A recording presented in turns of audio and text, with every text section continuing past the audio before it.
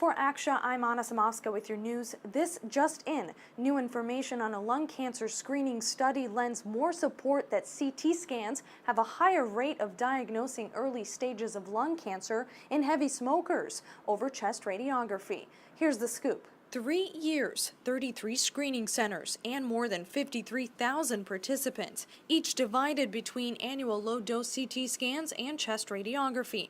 And today, more answers to that study, published in the New England Journal of Medicine. Over 3 years, researchers performed annual screenings in both groups of current and former smokers over 55. A significant pattern emerged. 292 patients were diagnosed with early stages of lung cancer using CT scans, and 190 cases of late-stage lung cancer detected with chest X-ray. CT scans are able to identify the lung in more detail, and you can find smaller lesions. And ideally, if you find a small lung lesion, you can identify it and cure it. How do we know that? If you find an early lung cancer, you can cure it 3 out of 4 times with surgery alone. And so they don't need any additional chemotherapy or radiation. He says the study tackles the biggest challenge of all. Early symptoms of lung cancer often go undetected until it's too late. There are no symptoms for early lung cancer. And the problem is that if you don't find lung cancer early, it's very often fatal.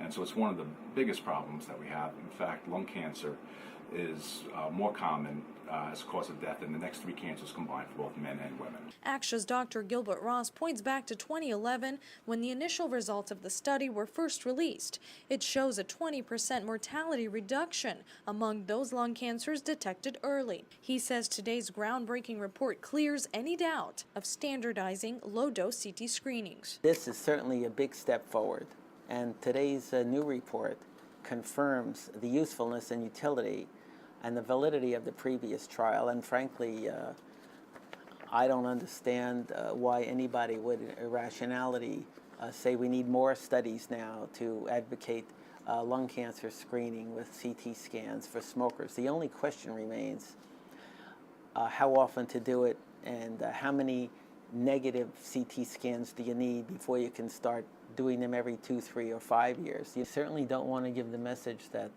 significant benefit as far as reducing the toll of lung cancer for heavy smokers means that now smokers have a reason to keep on smoking. I mean, if your risk of lung cancer from smoking was 100, and we reduce the possibility of you dying from lung cancer from 100 to 80, I hardly think that's something that should say, whoopee, you know, I can keep on smoking.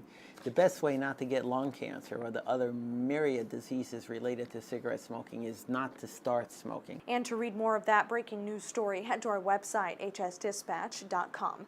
For Aksha, I'm Anna Samovska.